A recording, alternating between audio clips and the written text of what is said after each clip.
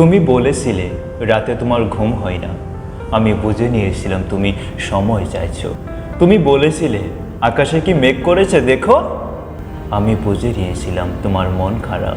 তুমি বলেছিলে চুলে জট বেঁধেছে। আমি বুঝে নিয়েছিলাম তুমি স্পর্শ চাইছো। তুমি বলেছিলে আজ বিকেলে বারান্দায় আসবো। আমি বুঝে নিয়েছিলাম তুমি সাক্ষাৎ চাইছো।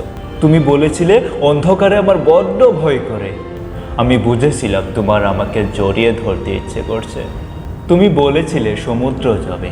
আমি বুঝে নিয়েছিলাম তুমি আমার হাত ধরে হাঁটতে চাইছো।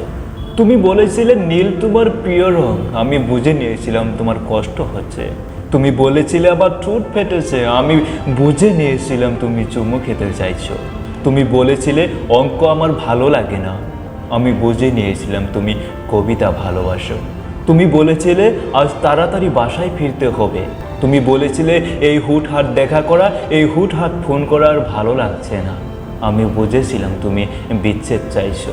তারপর অলিখিত স্বাক্ষরে তুমি যখন ইনভিজিবল কোর্টে আমার বিরুদ্ধে মামলা ঠুকে দিলে, আমি বুঝেছিলাম তুমি মুক্তি চাও।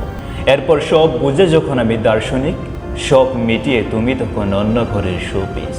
একদিন আমাদের দেখা হলো, তখন তুমি জিজ্ঞেস করেছিলে কেমন আছো। আমি বুঝেছিলাম তুমি ভালো নেই।